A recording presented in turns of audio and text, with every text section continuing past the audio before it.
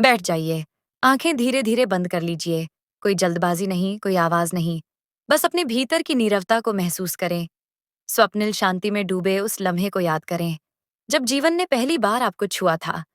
न कोई नाम, न कोई पहचान, कोई राय नहीं, न ही किसी अपेक्षा का बोझ। महज मौन, सजग उपस्थिति, जैसे सितारे भोर की पहली हवा में टिमटिमाते हैं।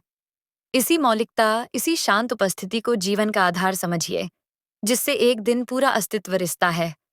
मगर ये शांति, यही प्योरिटी सबसे पहले सामाजिक संस्कारों के थपेड़ों में खो जाती है। अच्छा बनो, ऐसा मत करो, लोग क्या कहेंगे। हर दिशा से रायों के तीर चल पड़ते हैं। और वो मासूम आत्मा जिसका केंद्र मौन था, भ्रम और भीड़ के बोझ तले झुकने लगती है। थोड़ी देर अपने बचपन के उन पलों पर ध्यान केंद्रित करें, जहां परिवार, शिक्षक, रिश्तेदार आपके बालमन पर अपने संस्कारों के रंग चढ़ा रहे थे। भाषाएं, टैग, लेबल, सीधा बच्चा, मेहनती, कमजोर, सब गिनती बिना रुके आपके व्यक्तित्व की मिट्टी पर दर्ज होते जाते हैं। मनोविज्ञान भी स्पष्ट कहता है कि 3-4 वर्ष की उम्र आते आते बच्चा पहली बार मैं की अनुभूति करता है, पर वो भी वास्तव में उसकी आत्मा की नहीं, समाज की राय, अपेक्षा, तुलना और डर की प्रतिच्छाया होती है। धीरे धीरे यही बाहरी दबाव आपकी मौलिकता, रचनात्मकता, आत्मविश्वास और सहज आनंद के प्रवाह को रोकते हैं। जीवन धीरे धीरे भीड़ की गूंज बन जाता है। अब तटस्थ रहें।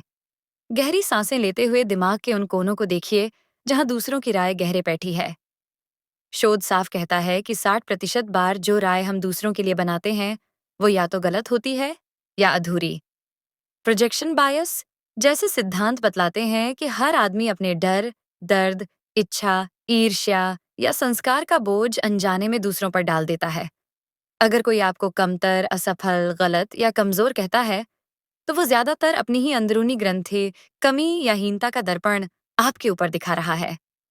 सबसे बड़ा दर्द यही है कि जब आप इन आवाजों को बिना परखे स्वीकार लेते हैं, वे आपके सच का हिस्सा बन जाती हैं।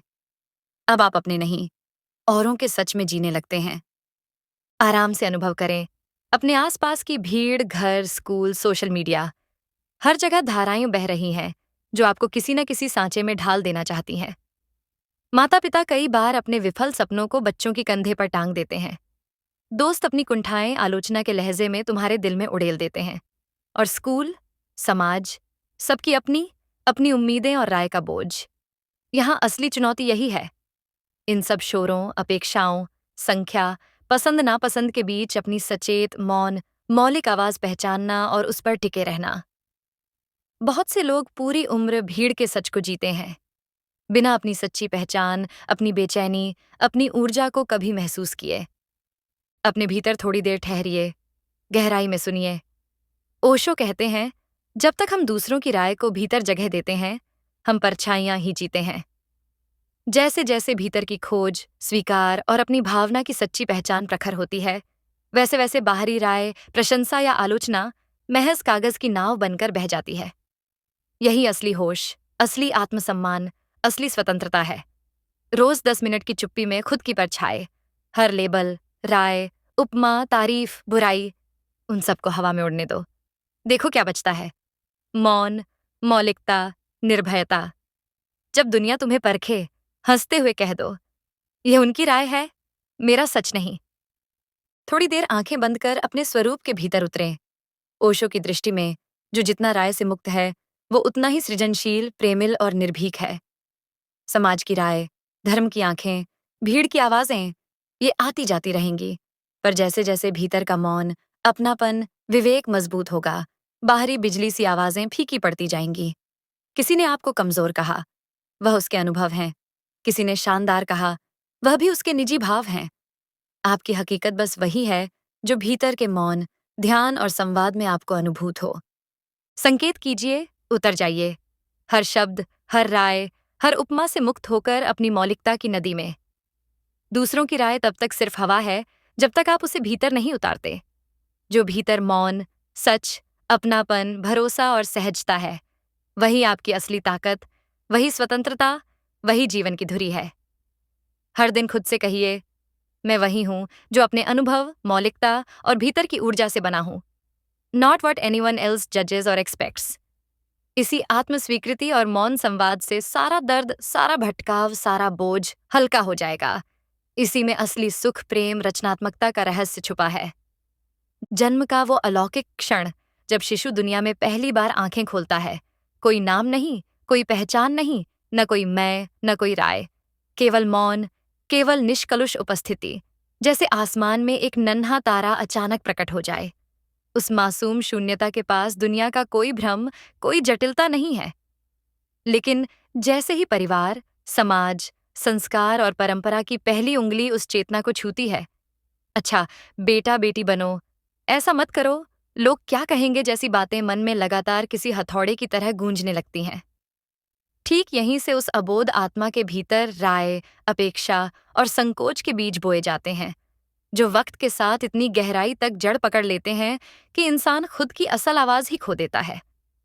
ओशो कहते हैं, ये दुनिया तुम्हें वही बनाना चाहती है जो वो चाहती है, और तुम्हारा मौलिक स्वरूप हर पल दफन होता जाता है। समाज जिन्हें संस्कार कहकर गौरव समझता है, वही अक्सर सबसे बड़ी अदृश्य बेड़ियाओं बन जाते हैं।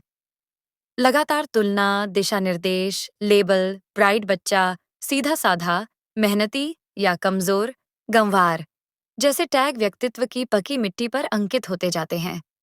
और मनोविज्ञान भी यही बताता है। 3-4 वर्ष की उम्र में बच्चे के भीतर सेल्फ अवेयरनेस बनती है। उसे बताया जाता है कि क्या सही है, क्या गलत, सुंदर क्या है, सफल कौन है। ये मानक उसकी अपनी सोच नहीं, बल्कि बड़ों की राय का हस्तांतरण है।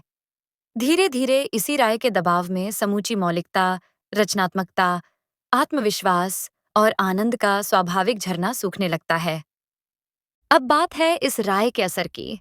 रिसर्च कहती है कि लगभग 60% मामलों में लोग दूसरों के बारे में जो राय बनाते हैं, वो या तो गलत होती है या अधूरी। प्रोजेक्शन बायस के विज्ञान के अनुसार हर व्यक्ति अपने डर, इच्छा, असुरक्षा और अपने संस्कारों का अक्स दूसरे पर थोप देता है। यानी यदि कोई इंसान आपको बुरा, फालतू या नाकामयाब ठहरा रहा है, तो असल में वो सिर्फ अपने भीतर छिपे डर और कमजोरी को बाहर प्रोजेक्ट कर रहा है। और जैसे ही इन बाहरी रायों को आप अपने सच के रूप में स्वीकारने लगते हैं, वही डर, कमजोरी और हीनता धीरे धीरे आपके व्यक्तित्व का महत्वपूर्ण हिस्सा बन जाती है। अब आप अपने नहीं, समाज के रूप में जी रहे होते हैं। अपने अस्तित्व और आत्मसम्मान की खोज में सबसे बड़ी चुनौती यही है। भीड़ के शोर, परिवार की अपेक्षाएं, स्कूलों के नंबर, सोशल मीडिया की लाइक्स, इन सब की रायों के बीच अपनी आवाज, अपने सच को सुनना और उस पर अडिग रहना। ओशो साफ कहते हैं, समाज, स्कूल, परिवार कभी नहीं चाहता कि तुम मौलिक बनो। उसे वही आदर्श चाहिए जो उसकी राय में खरा उतरे। माता पिता कई दफा अपनी इच्छाएं बच्चों के कंधे पर रख देते हैं। तू डॉक्टर बन, तू ऐसा कर। और दोस्त अपनी असुरक्षा या कुंठा को आलोचना के रूप में उड़ेल देते हैं। नतीजा, बहुत सारे लोग अपनी जिंदगी भर भीड़ में रहकर बिना अपने सच को पहचाने दूसरों की राय को ही जीवन की हकीकत मान बैठते हैं। यही वो जगह है जहां असली आजादी का बीज बोना है। ओशो के दृष्टिकोण में, जब तक तुम दूसरों की राय को भीतर लायोगे, तब तक तुम दूसरे की परछाई, भीड़ की छवि ही बने रहोगे। पर जैसे ही तुम भीतर उतरकर अपनी आवाज, अपनी भावनाएं, अपनी इच्छाएं पहचानने और उन्हें स्वीकारने लगते हो, तो बाहर की हर राय, तारीफ या आलोचना महज कागज की नाव बन जाती है, जो तुम्हारे सच के सागर में कहीं डूब जाती है। यही असली जागरूकता, सृजनात्मकता, आत्मसम्मान का रहस्य है। और अभ्यास, हर रोज 10 मिनट आंखें बंद कर खुद के ऊपर लदे सारे लेबल, राय, तारीफ, आलोचना एक एक करके हवा में बहा दो। बचेगा तो केवल अपना मौन, अपना स्वरूप, अपनी असली स्वतंत्रता। और जब भी दुनिया तुम्हें परखने लगे, मुस्कुराकर कहना, यह उनकी राय है, मेरा सच नहीं। तभी अस्तित्व की मौलिकता खिलती है। अगर जीवन में सुख, शांति, भरी पूरी आत्मा और निडरता चाहिए, तो बाहरी रायों और छवियों का महत्व कम करना जरूरी है। जो दूसरों की राय से बिल्कुल मुक्त है, वही अपनी मौलिकता, रचनात्मकता और प्रेम के साथ जीवन जी सकता है। समाज, धर्म, संस्कार, इनकी ध्वनि आती रहेगी, लेकिन जितनी गहराई से हम अपने विचार, अपनी अनुभूति, अपने सच को पहचानेंगे, उतनी ही बाहरी ध्वनि फीकी पड़ती जाएगी। यही ओशो की दृष्टि है। तुम वही हो जो अपने अनुभव, अपनी खोज, अपने मौन से बने हो। Not what society labels you. और अंत में ये समझ लो, दूसरों की राय तब तक सिर्फ हवा में उड़ती हुई ध्वनि है जब तक आप उसे दिल में जगह न दें। अगर किसी ने आपको कमजोर, असफल, गलत या हीन कहा, तो ये उनके अनुभव, उनके संस्कार, उनके डर का आईना है, नॉट योर रियलिटी। असली हकीकत वही है जो आप भीतर महसूस करते हैं। अगर वहां शांत मौन है, भरोसा है, तो किसी आलोचना, किसी प्रशंसा का प्रभाव नहीं। इसी आत्मबोध, मौन और स्वतंत्रता में समूचा जीवन सुख, प्रेम और रचनात्मकता की ऊर्जा से भरा जा सकता है।